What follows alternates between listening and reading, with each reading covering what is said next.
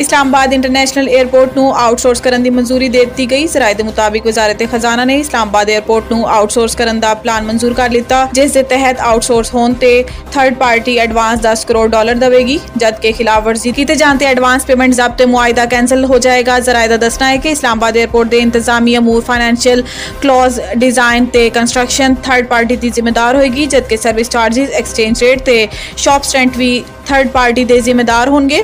ज़राए के मुताबिक एयरपोर्ट ते कस्टम साइट सिक्योरिटी ते immigration service civil aviation authority के कोल होएगी। ज़राए का कहना है कि थर्ड पार्टी नूं एयरपोर्ट ते शॉपिंग मॉल ते ब्रांड शॉप्स बनाने की भी इजाज़त होएगी। निगरान वज़ीर आज़म की काबीना लई मुशावरत तेज़ मुतवक्को वज़रा के नाम सामने आ गए।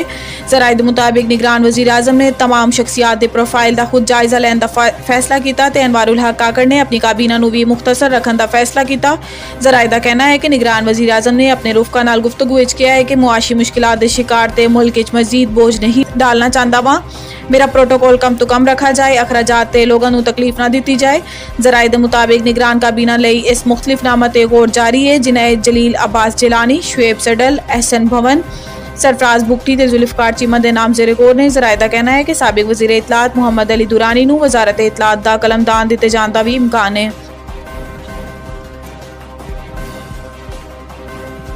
इलैक्शन कमीशन हल्का बंदियां शफाफ तरीकाकार नाल करे। सुप्रीम कोर्ट के चीफ जस्टिस उमर अता बंदियाल की सरबराही 2 रुकनी बेंच ने इलैक्शन कमीशन की सिंध सूबाई हल्का बंदियां के खिलाफ दरखास्तों से समात हुई, जिस दौरान चीफ जस्टिस पाकिस्तान ने रिमार्क्स दिते कि हल्का बंदियां अवामी मुफाद का मामला है। सुप्रीम कोर्ट मुतअद्दिद बार हल्का बंदियां का मामला आ चुका है। चीफ जस्टिस ने रिमार्क्स दिते कि इलैक्शन कमीशन हल्का बंदियां शफाफ तरीकाकार नाल करे। टिपेदार सर्कल नूं जरा भी मुतासिर करन तो उम्मीदवार नूं पढ़न वाले वोट मुतासिर होंदे ने। सिंध हल्का बंदियां हसासियत ज़्यादा है। सिंध तो अक्सर या गिला किया जाता है कि हल्का बंदियां दुरुस्त नहीं हुई। दौरान समाज चीफ जस्टिस ने इस्तफसार किया है कि इलैक्शन कमीशन आम इंतखाबात कदों करा रहा है। SADG law act election commission ने कंधे उचका दिते। चीफ जस्टिस ने कहा है कि यानी हाले तुसीं इंतखाबात की कोई तारीख ही तय नहीं की। इलैक्शन कमीशन इंतखाबात तो कबल तमाम मामलात हल करे। बाद सुप्रीम कोर्ट ने हल्का बंदियां के मुतल्लिक मामला वापस इलैक्शन कमीशन को भिजवा दिता।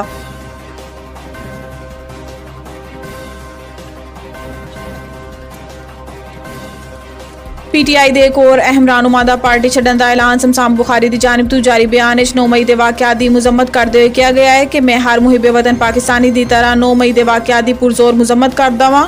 इन्होंने कहा है कि ना कदे वायलेंस की है, ना ही वायलेंस की सियासत यकीन रखता वां, ना ही कोई तरीकाकार है।